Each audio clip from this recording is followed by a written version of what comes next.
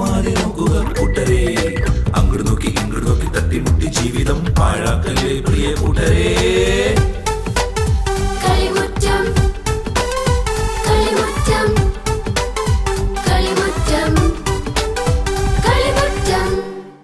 എല്ലാ കൊച്ചു കൂട്ടുകാർക്കും കളിമുറ്റത്തിന്റെ ഇന്നത്തെ എപ്പിസോഡിലേക്ക് സ്വാഗതം. കൂട്ടുകാരെ, നിങ്ങൾക്ക് എല്ലാവർക്കും സുഖമാണോ? എങ്കിൽ ഒട്ടും വൈകാതെ തന്നെ ഇന്നത്തെ സെഗ്മെന്റുകളെ പരിചയപ്പെട്ടാലോ? ആദ്യത്തെ സെഗ്മെന്റ് ആണ് കാട്ടിലെ കൂട്ടുകാർ. രണ്ടാമത്തെ സെഗ്മെന്റ് ആണ് അന്നമോളും കാവന്മാരാക്കിയും. മൂന്നാമത്തെ സെഗ്മെന്റ് ആണ് വായനശാല. അഞ്ചാമത്തെ സെഗ്മെന്റ് ആണ് ഉണ്ണിവചനങ്ങൾ. ആറാമത്തെ സെഗ്മെന്റ് ആണ് കളിയാരങ്ങൾ. ഏഴാമത്തെ സെഗ്മെന്റ് ആണ് സന്തോഷ ജന്മദിനം. എട്ടാമത്തെ സെഗ്മെന്റ് ആണ് വാർത്തയിലെ താരം. ഒമ്പതാമത്തെ സെഗ്മെന്റ് ആണ് നിറക്കൂട്ട്.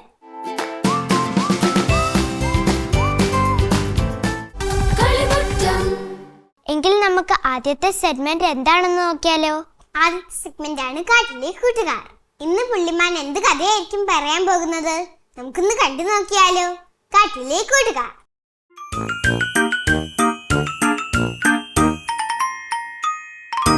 ഈശോ മിശിഹായിക്ക് സ്തുതിയായിരിക്കട്ടെ. എല്ലാവർക്കും സുഖമാണോ? ഇന്ന് നമുക്കൊരു കഥ കേട്ടാലോ? ഇന്ന് നമുക്കൊരു കൃഷിക്കാരന്റെ കഥ കേൾക്കാം. ഇസ്രയേൽ രാജാവായിരുന്നു ആഹാബ്. ആഹാബിന്റെ ഭാര്യയായിരുന്നു രാജ്ഞി ജെസബൽ. കൊട്ടാരത്തിനടുത്ത് നാബോത്ത് എന്നു പേരുള്ള ഒരു കൃഷിക്കാരനുണ്ടായിരുന്നു.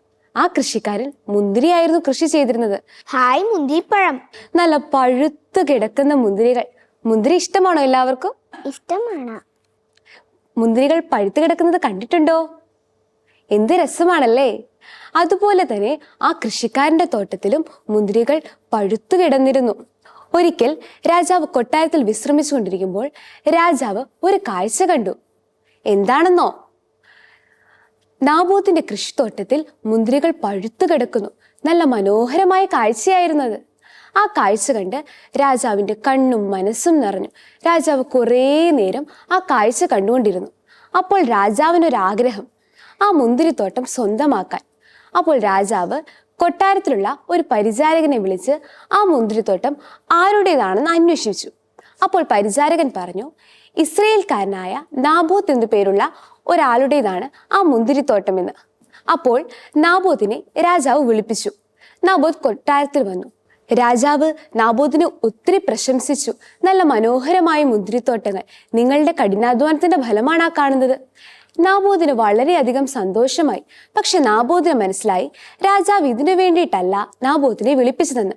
നാബോത്ത് രാജാവിനോട് കാര്യം അന്വേഷിച്ചു. രാജാവ് തന്റെ പദ്ധതി നാബോത്തിനോട് പറഞ്ഞു. എന്നിട്ടോ? എന്തായിരിക്കും ആ പദ്ധതി? രാജാവിന് ആ തോട്ടം സ്വന്തമായി വേണമായിരുന്നു. ഇത് കേട്ട നാബോത്തിന് വളരെയധികം വിഷമമായി. നാബോത്ത് രാജാവിനോട് പറഞ്ഞു, രാജാവേ, എനിക്കത് അങ്ങേക്ക് നൽകാൻ സാധിക്കുകയില്ല. ഇതെന്റെ പിതൃസ്വത്താണ്. മാത്രമല്ല, ഇത് എന്റെ കഠിനാധ്വാനത്തിന്റെ ഫലമാണ്. എനിക്കതൊരിക്കലും അങ്ങേക്ക് നൽകാൻ സാധിക്കുകയില്ല. ഇത് കേട്ട രാജാവ് ദേഷ്യപ്പെട്ട് നാബോത്തിനോട് ചോദിച്ചു, നീ എന്താണ് ഈ പറയുന്നത്? നിന്റെ പിതൃസ്വത്തെന്നോ? ഈ രാജ്യത്ത് കാണുന്നതെല്ലാം എന്റേതാണെന്ന് നിനക്കറിഞ്ഞുകൂടെ? അപ്പോൾ നാബോത്ത് രാജാവിനോട് പറഞ്ഞു, ഈ കാണുന്നതെല്ലാം ദൈവത്തിൻ്റെതാണെന്ന് അങ്ങ് മറന്നു. നാബോത്ത് ഒരു ദൈവവിശ്വാസിയായിരുന്നു. ഈ മറുപടി കേട്ട ഉടനെ രാജാവിന് ദേഷ്യവും സങ്കടവും എല്ലാം വന്നു. രാജ്ഞി രാജാവിന്റെ സങ്കടം കണ്ടിട്ട് രാജാവിനെ സഹായിക്കാമെന്ന് കരുതി. അതിനായി രാജാവിന്റെ ഒപ്പും മുദ്രയും വെച്ച ഒരു രാജകൽപ്പന പുറപ്പെടുവിച്ചു. എന്താണെന്നറിയാമോ? നാബോത്തിനെ ഇല്ലാത്ത കുറ്റങ്ങൾ ചുമത്തി കല്ലെറിഞ്ഞു കൊല്ലുക. അതിനായി രാജ്ഞി ആളുകളെയും ഏർപ്പെടുത്തി. പാവം നാബോത്ത് ഇതൊന്നും അറിഞ്ഞില്ല. ആളുകൾ എല്ലാവരും നാബോത്ത് ചെയ്യാത്ത കുറ്റങ്ങളെല്ലാം ചുമത്തി അവനെ കല്ലെറിഞ്ഞു കൊന്നു. പാവം നാബോത്ത് അല്ലേ? രാജാവ് റാണിയും ചെയ്തത് ശരിയാണോ? അല്ല, ശരിയല്ല. അതെ, അവർ ചെയ്തത് തെറ്റാണ്. ഇവരുടെ തെറ്റ് മനസ്സിലാക്കുന്നതിനായി ദൈവം ഏലിയ പ്രവാചകനെ ഇവരുടെ അടുക്കിലേക്ക് അയച്ചു. ഏലിയ പ്രവാചകൻ ചെന്ന് രാജാവിന്റെ അടുക്കൽ ചെന്നു. ഏലിയ പ്രവാചകൻ രാജാവ് ചെയ്ത തെറ്റുകളെല്ലാം രാജാവിന് മനസ്സിലാക്കി കൊടുത്തു. അപ്പോൾ രാജാവ് മാനസാന്തരപ്പെട്ട് ദൈവത്തോട് കരഞ്ഞു പ്രാർത്ഥിച്ചു. ദൈവം രാജാവിന് പ്രാർത്ഥന കേട്ടോ? ദൈവമേ, എന്നോട് ക്ഷമിക്കണേന്ന്. ദൈവം രാജാവിന്റെ പ്രാർത്ഥന കേട്ടു. രാജാവ് മാനസാന്തരപ്പെട്ട് താൻ ചെയ്ത പാപത്തിന് പ്രായശ്ചിത്തവും ചെയ്തു. ഈ കഥ നിങ്ങൾക്ക് ഇഷ്ടമായോ? ഇഷ്ടമായി. ഈ കഥയിൽ നിന്നും നിങ്ങൾക്ക് എന്താ മനസ്സിലായത്? അത്യാഗ്രഹം ആപത്താണ്. അത് നമ്മെ പാപത്തിലേക്ക് നയിക്കും. കൂട്ടുകാരെ, നിങ്ങൾക്ക് പുള്ളിമാൻ പറഞ്ഞ കഥ ഇഷ്ടമായോ? എങ്കിൽ നമുക്ക് അടുത്ത സെഗ്മെന്റിലേക്ക് പോകാം. അടുത്ത സെഗ്മെന്റ് ആണ് അന്നമോളും കാവന്മാലാക്കിയും. ഇന്ന് കുസൃതി കുടിക്കയായ അന്നമോളുടെ ഇന്നത്തെ സംശയം എന്തായിരിക്കും? നമുക്കൊന്ന് കണ്ടു നോക്കിയാലോ? അന്നമോളും കാവന്മാലാക്കിയും.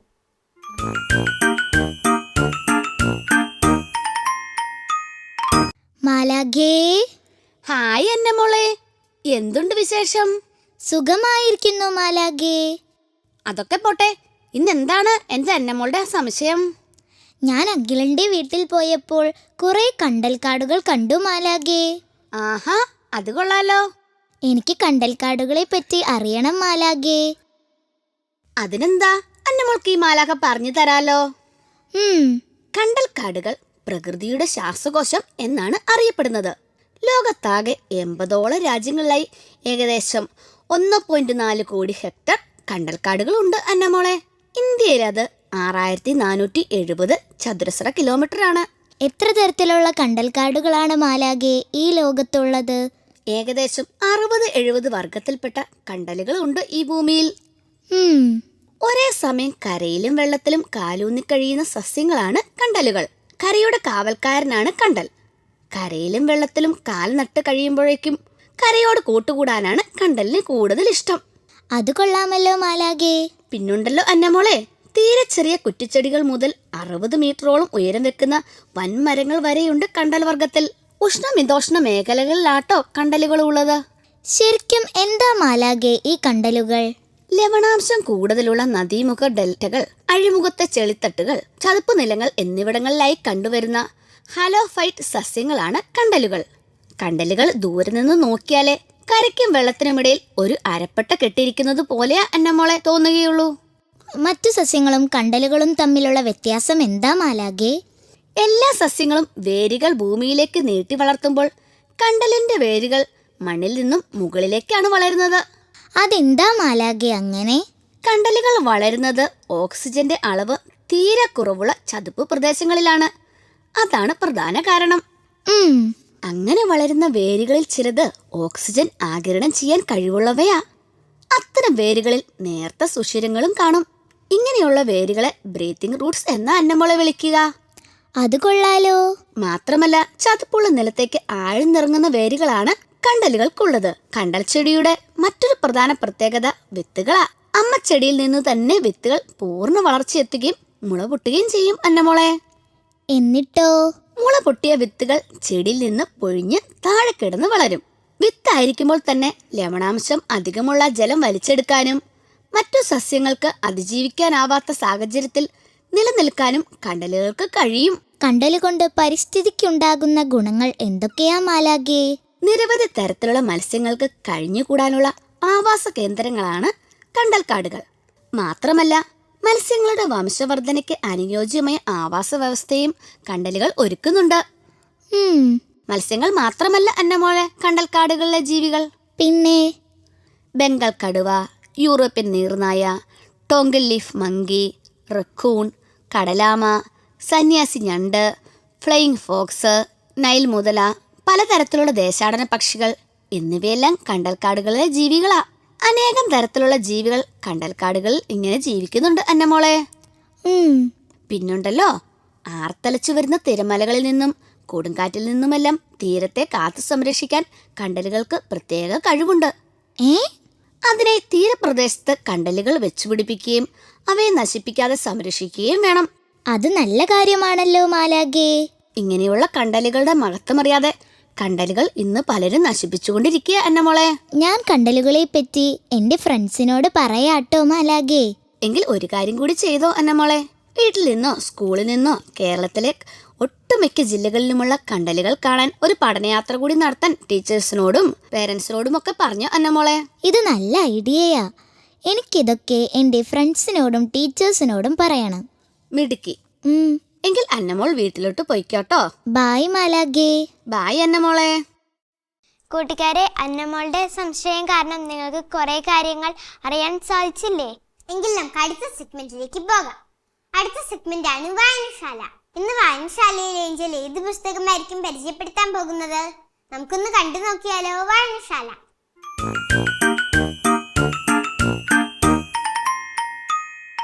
കൊച്ചു കൂട്ടുകാരെ, ഞാനിന്ന് നിങ്ങൾക്ക് മുമ്പിൽ പരിചയപ്പെടുത്തുന്ന പുസ്തകം വാഴ്ത്തപ്പെട്ട ലോറ പുണ്യവതിയുടെ ജീവചരിത്രത്തെ കുറിച്ചാണ്. ഈ പുസ്തകം എഴുതിയിരിക്കുന്നത് വയലറ്റ് ചീക്കു ആണ്. ഈ പുസ്തകം പബ്ലിഷ് ചെയ്തിരിക്കുന്നത് വിമല ബുക്സ് പബ്ലിക്കേഷൻസ് ആണ്. ഈ പുസ്തകത്തിൽ 10 അധ്യായങ്ങളാണുള്ളത്. ജനനവും ബാല്യവും, അമ്മയും മക്കളും അപകടത്തിൽ, ലോറ വിദ്യാലയത്തിൽ, ലോറയും മേഴ്സിയും, ആദ്യ കുർബാന സ്വീകരണം, വിശുദ്ധിയുടെ പാതയിൽ, വീണ്ടും ഒരു അവധിക്കാലം, ലോറയുടെ പുതിയ ജീവിതം, ലോറയുടെ രഹസ്യവ്രതങ്ങൾ, ലോറയുടെ സ്വർഗീയ യാത്ര എന്നിങ്ങനെ 10 അധ്യായങ്ങളാണ് ഈ പുസ്തകത്തിലുള്ളത്. ഒന്നാമത്തെ അധ്യായത്തിൽ ലോറയുടെ ജനനത്തെക്കുറിച്ചും ബാല്യത്തെക്കുറിച്ചുമാണ് പരാമർശിക്കുന്നത്.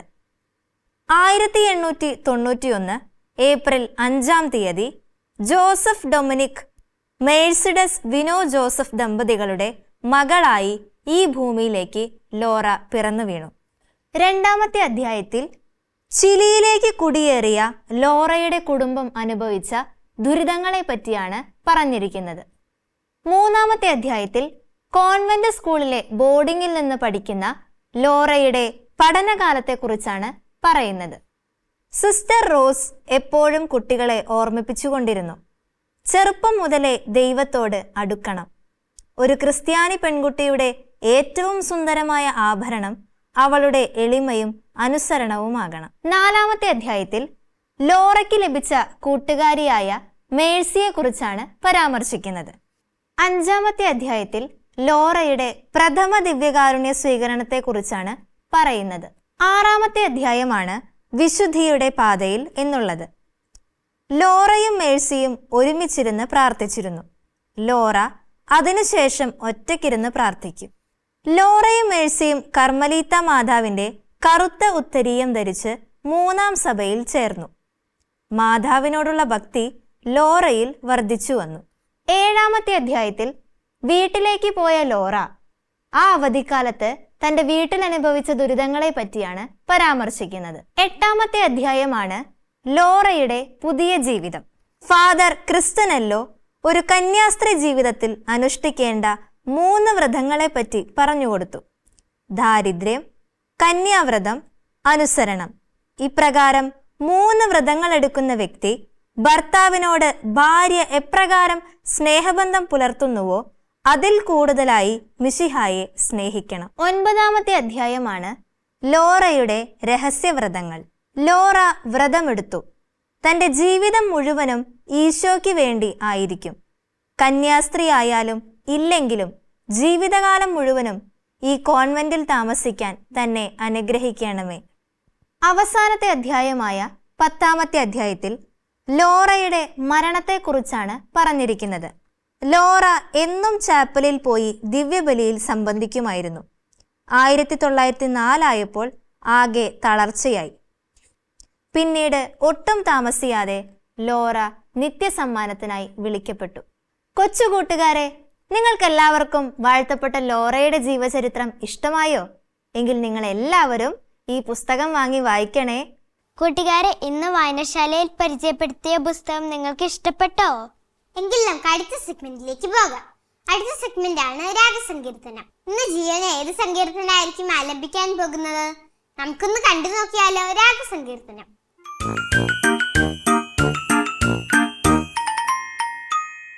സിയോനിൽ വസിക്കുന്ന കർത്താവിനു സ്തോത്രം ആലപിക്കുവിൻ. അവിടുത്തെ പ്രവർത്തികളെ ജനതകളുടെ ഇടയിൽ പ്രഘോഷിക്കുവിൻ. എന്തെന്നാൽ രക്തത്തിനു പ്രതികാരം ചെയ്യുന്ന അവിടുന്ന് അവരെ ഓർമ്മിക്കും. പീഡിതരുടെ നിലവിളി അവിടുന്ന് മറക്കുന്നില്ല. കർത്താവേ, എന്നോടു കരുണ കാണിക്കേണമേ. മരണ കവാടത്തിൽ നിന്ന് എന്നെ ഉദ്ധരിക്കുന്നവനെ. വൈരികൾ മൂലം ഞാൻ സഹിക്കുന്ന പീഡകൾ കാണണമേ. അങ്ങനെ ഞാൻ അവിടുത്തെ സ്തുതികൾ ആലപിക്കട്ടെ. അങ്ങു നൽകിയ വിമോചനമോർത്തു സിയോൻ പുത്രിയുടെ കവാടങ്ങളിൽ ഞാൻ സന്തോഷിക്കട്ടെ. തങ്ങൾ കുഴിച്ച കുഴിയിൽ തന്നെ ജനതകൾ വീണടിഞ്ഞു. തങ്ങൾ ഒരുക്കിയ കെണിയിൽ അവരുടെ തന്നെ പാദങ്ങൾ കുരുങ്ങി. കർത്താവ് തന്നെ തന്നെ വെളിപ്പെടുത്തി. അവിടുന്ന് ന്യായവിധി നടത്തി. ദുഷ്ടർ സ്വന്തം കരവേലകളിൽ കുടുങ്ങി. ദുഷ്ടർ പാതാളത്തിൽ പതിക്കട്ടെ. ദൈവത്തെ മറക്കുന്ന സകല ജനതകളും തന്നെ. ദരിദ്രർ എന്നേക്കും വിസ്മരിക്കപ്പെടുകയില്ല. പാവങ്ങളുടെ പ്രത്യാശ എന്നേക്കുമായി അസ്തമിക്കുകയില്ല. കർത്താവേ, എഴുന്നേൽക്കണമേ. മനുഷ്യൻ അഹങ്കരിക്കാതിരിക്കട്ടെ. ജനതകൾ അങ്ങയുടെ സന്നിധിയിൽ വിധിക്കപ്പെടട്ടെ. കർത്താവേ, അവരെ ഭയാധീനരാക്കേണമേ. തങ്ങൾ വെറും മർത്യരാണെന്നു ജനതകൾ മനസ്സിലാക്കട്ടെ. കൂട്ടുകാരെ, ഇന്ന് ജിയോണ പാടിയ സങ്കീർത്തനം നിങ്ങൾക്ക് ഇഷ്ടപ്പെട്ടോ? ഇന്ന് ഉണ്ണീഷോ എന്തായിരിക്കും നമ്മളോട് പറയാൻ പോകുന്നത്? നമുക്കൊന്ന് കണ്ടു നോക്കിയാലോ? ഉണ്ണിവചനങ്ങൾ.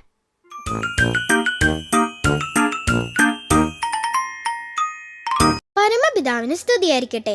ഉണ്ണീഷോയുടെ കൊച്ചു കൂട്ടുകാർക്കെല്ലാം സുഖമാണല്ലേ? എങ്കിൽ ശരി, ഉണ്ണീഷോ നിങ്ങളോട് ഒരു കാര്യം ചോദിക്കട്ടെ. മോശ വഴി ദൈവം നമുക്ക് നൽകിയ 10 കൽപ്പനകളിൽ 5-ാമത്തെ കൽപ്പന എന്താണെന്ന് കൊച്ചു കൂട്ടുകാർക്ക് അറിയാമോ? നിങ്ങളിൽ ചിലർക്കറിയാം, എന്നാൽ ചിലർക്ക് 5-ാമത്തെ കൽപ്പന എന്താണെന്ന് അറിയില്ല. എങ്കിൽ അറിയാത്ത കൂട്ടുകാർക്ക് ഉണ്ണീഷോ പറഞ്ഞു തരാം. മോശ വഴി ദൈവം നൽകിയ 10 കൽപ്പനകളിൽ 5-ാമത്തെ കൽപ്പനയാണ് കൊല്ലരുത്. സാധാരണയായി എന്താണ് കൊല്ലരുത് എന്ന് പറഞ്ഞാൽ കൊച്ചു കൂട്ടുകാർക്ക് അറിയാമായിരിക്കും. ഒരാളെ നശിപ്പിക്കുക അഥവാ ഇല്ലാതാക്കലാണ് കൊലപാതകം. എന്നാൽ കൊല്ലരുത് എന്ന വാക്കിന് പല ആന്തരിക അർത്ഥങ്ങളുണ്ട് കൂട്ടുകാരെ. ഒരാളെ ഇല്ലാതാക്കൽ മാത്രമല്ല കൊലപാതകം. പിന്നെയോ, നിങ്ങളുടെ ശത്രുക്കൾ അല്ലെങ്കിൽ ആരെങ്കിലുമൊക്കെ നശിച്ചു കാണണമെന്ന് നിങ്ങൾ മനസ്സിൽ വിചാരിച്ചാൽ തന്നെ നിങ്ങളുടെ ഉള്ളിൽ കൊലപാതകം നടന്നു കഴിഞ്ഞു. നിങ്ങൾക്ക് ആരോടെങ്കിലും അസൂയ തോന്നി അവൻ അല്ലെങ്കിൽ അവളെ ഇല്ലാതാക്കണമെന്ന് മനസ്സിൽ വിചാരിച്ചാൽ തന്നെ മാനസികമായ കൊലപാതകം നടന്നു കഴിഞ്ഞു. കൊച്ചുകൂട്ടുകാരെ വരുതിയിലാക്കാനുള്ള സാത്താന്റെ ഒരു കെണിയാട്ടോ അത്. ആ കെണിയിൽ ഉണ്ണീഷയുടെ കൊച്ചുകൂട്ടുകാർ വീഴരുത്. ആരും നശിച്ചു കാണാൻ, അത് ഞങ്ങളുടെ ശത്രുക്കളാണെങ്കിൽ പോലും ഇല്ലാതായി കാണാൻ നിങ്ങൾ ആഗ്രഹിക്കരുത്. ഒപ്പം ആരോടും ഒരു തരത്തിലുള്ള വിദ്വേഷങ്ങളും നിങ്ങൾ മനസ്സിൽ കൊണ്ടു നടക്കുകയും അരുത് കൂട്ടുകാരെ. അപ്പോൾ ഉണ്ണീഷോയുടെ കൊച്ചു കൂട്ടുകാർ ഉണ്ണീഷോ പറയുന്നത് പോലെ അനുസരിക്കുമല്ലോ. എങ്കിൽ വീണ്ടും കാണാൻ കൂട്ടുകാരെ. പരമപിതാവിന് സ്തുതിയായിരിക്കട്ടെ. കൊച്ചു കൂട്ടുകാരെ, ഉണ്ണീഷ പറഞ്ഞത് കേട്ടല്ലോ. നിങ്ങൾ എല്ലാരും ഉണ്ണീഷ പറഞ്ഞതുപോലെ ചെയ്യണേ. അടുത്ത സെഗ്മെന്റ് ആണ് കളിയരങ്ങ്. ഇന്ന് കളിയരങ്ങിൽ എന്തായിരിക്കും വരാൻ പോകുന്നത്? നമുക്കൊന്ന് കണ്ടു നോക്കിയാലോ. കളിയരങ്ങ്.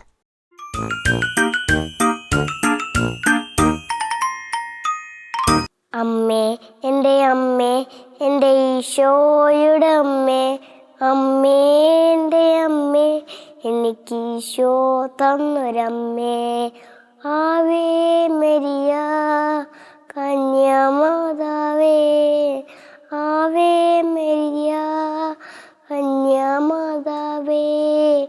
അമ്മേ, എൻ്റെ അമ്മേ, എൻ്റെ ഈശോയുടെ അമ്മേ, അമ്മേ എൻ്റെ അമ്മേ, എനിക്ക് ഈശോ തന്നൊരമ്മേ.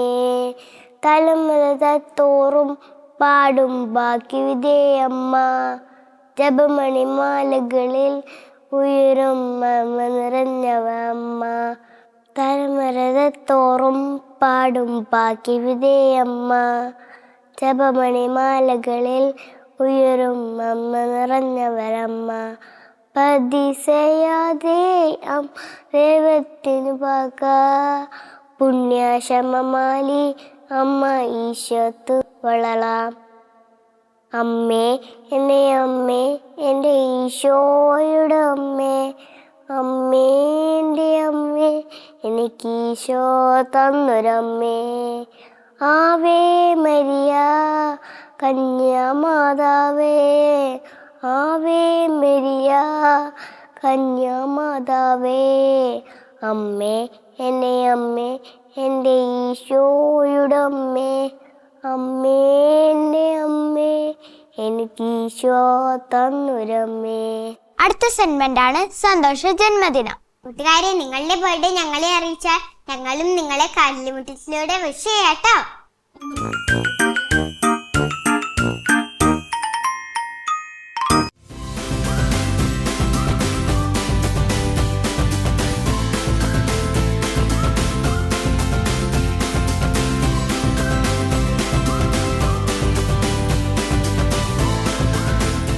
കൂട്ടുകാരെ, നിങ്ങളുടെ ബർത്ത്ഡേയും ഞങ്ങളെ അറിയിച്ചാൽ ഞങ്ങളും നിങ്ങളെ കളിമുറ്റത്തിലൂടെ വിഷ് ചെയ്യാം കേട്ടോ. എങ്കിൽ നമുക്ക് വാർത്തയിലെ താരത്തെ കാണാൻ പോയാലോ. അടുത്ത സെഗ്മെന്റ് ആണ് വാർത്തയിലെ താരം. ഇന്ന് വാർത്തയിലെ താരത്തിൽ എന്തായിരിക്കും വരാൻ പോകുന്നത്? നമുക്കൊന്ന് കണ്ടു നോക്കിയാലോ. വാർത്തയിലെ താരം.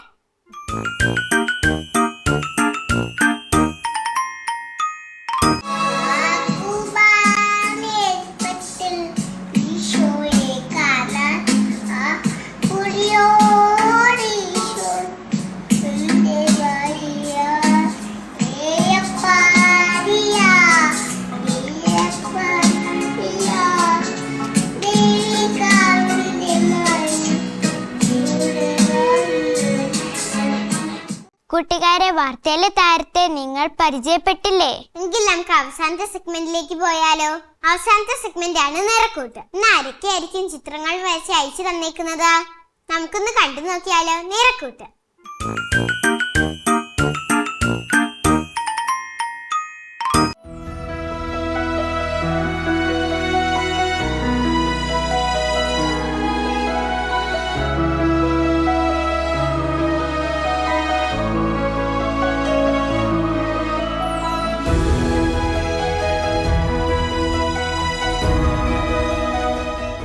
കൂട്ടുകാരെ, നിങ്ങൾക്ക് ഇതുപോലെ കഥകൾ പറയാനും പാട്ടുകൾ പാടാനും പടങ്ങൾ വരയ്ക്കാനും കഴിവുകളുണ്ടോ?